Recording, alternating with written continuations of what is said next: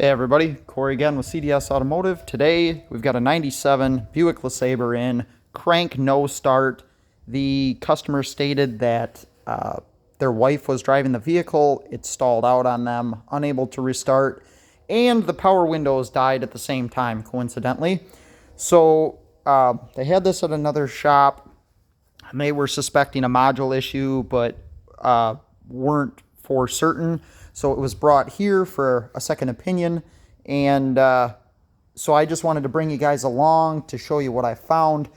Sorry I didn't video the whole process. I do have this vehicle diagnosed, but it's kind of an interesting find, and I'll bring you along for a couple tips and tricks along the way to kind of help refine your process here. So you got it dropped off the tow truck here, and immediately I went in.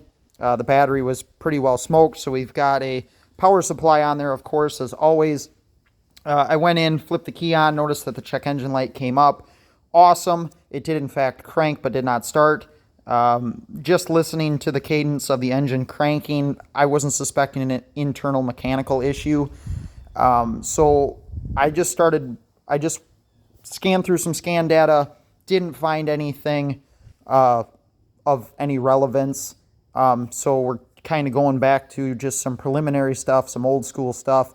So I just went and grabbed some low-hanging fruit, as they say. The Schrader valve cap for the fuel pressure test port was missing, so I thought, well, easy enough. I'll throw a fuel pressure gauge on there, and I just grabbed a secondary ignition capture, and I checked our injector pulse and input. And I don't have that capture saved, but it was pretty textbook. We had the coils firing and the injector was firing, but at that point I had no fuel pressure. As you can see now, we've got fuel pressure. So I did a little digging, pulled some additional diagrams. I was looking at the fuel pump circuit and looking at the power window circuit as they appeared to fail at the same time. And there are a couple of things and some other digging and service information. There seemed to be, the only thing that came up as, kind of in common is this junction connector 340. And you can see there's the fuel pump, comes down on the ground side, and then our master switch comes down through that as well on the ground side, and none of the windows worked. So that seemed to be a common point between the two systems. So before I got delving into that, I went underneath and I had checked for power going to the fuel pump, and I had nothing.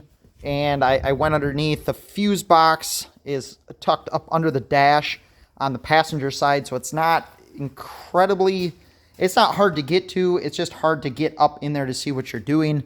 So I checked the fuse was good. So my next thought was, well, do we, go to the relay to check that the PCM is actually controlling the fuel pump? But I got to thinking in a logical thought process here, it was telling me that, with the relay or with the power windows not working, that really doesn't, the dots don't connect. So really the only thing that connected here is just that C340, that splice pack. And you can see there, goes in on pin B, if that'll focus, comes out on pin A. And this one goes in on D and comes out on A. It might be, this is an OE diagram, this is an aftermarket redrawn, so we'll just take that with a grain of salt because oftentimes there's things mislabeled. But at any rate, it does verify what our thought process was telling us of, hey, C340, no fuel pump action, no power windows, seemed like a logical place to go. So I wasn't able, unfortunately, to get any test equipment hooked up on this before I touched it because it's under the sill, and they've got some aftermarket stereo wiring and stuff in there, which is fine. But as soon as I noticed there's this comb, classic GM splice pack. And, as soon as I got to that and barely moved the harness, our fuel pump kicked in. And with the key on, engine off, with the maintainer, our power windows restored function as well, all of them. So what I did, and this is a pretty straightforward diagnosis, but here's the cool thing that I wanted to show is that based on this ground, we could go to the wiring under by the tank for the fuel pump, but I was kind of concerned of the status of the fuel pump, and with the ground coming right here, and also when this goes in and comes out, it ends up grounding to G202. And I wanted to check the status of the G202. I don't really want to go uncover it and do a voltage drop test right at G202 if I don't have to, just given the age of this vehicle. And if you guys have been following me, you know that I'm in the Rust Belt. I'm in South Central Wisconsin, so if I don't have to take plastic apart or, fiddle with rust, I try not to. So knowing what we know and the tooling we have, we can measure current flow for the ground on the pump and kind of get a baseline here. Let me get this and see how much current flow our pump is drawing and if we're in an acceptable limit. Okay, so I just got an amp clamp around the fuel pump ground at that splice pack, which there was enough issues within that splice pack that was causing the issue. So the issue is corrosion within this C340. So I just turned the key on. And I don't know if you're going to see that very well, and I do apologize. Let's try that one more time. Okay, so let me get a little bit less time on the screen so we can see a better pattern. That's about 5 amps. Okay, and the vehicle starts and runs, so that's good. Now, how do we know?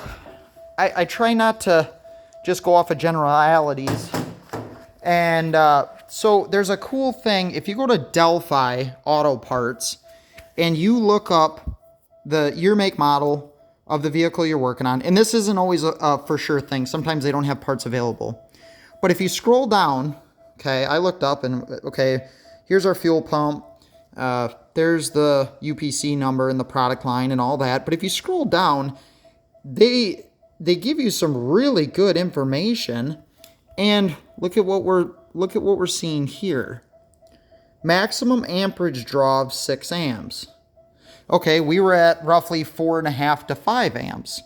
So without doing any more digging down to anything more, we can provide our customer with that information and say, hey, we did a current measurement on your fuel pump and it appears to be working fine at this time. Everything's even and it's at an acceptable current flow rate, which is great. That's the value within it. So you're kind of getting multiple birds with one stone. So I thought that was interesting, guys.